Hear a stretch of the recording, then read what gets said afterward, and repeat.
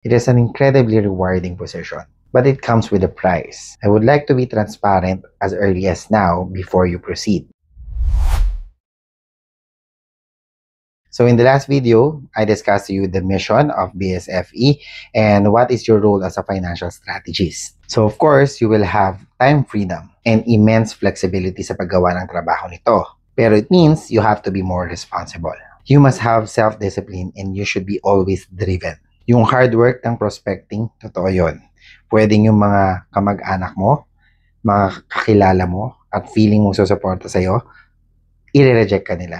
And you will face a lot of rejections when you enter in this industry. Because not all Filipinos are open to talk about their finances. But it doesn't necessarily mean that they don't need to know what you know, because this could help Filipinos. Also, this is not a get-rich-quickly scheme. Kailangan mo ng matinding resilience at patience. Pero pagdating sa reward, totoo rin yun. You have the ability to have unlimited income.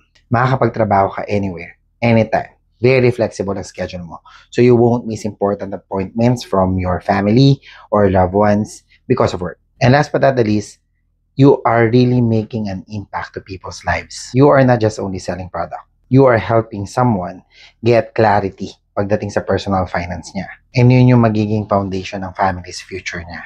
So, in the final video, sabihin ko sa inyo yung mga requirements para malaman mo kung fit ka na mag-apply sa position na to.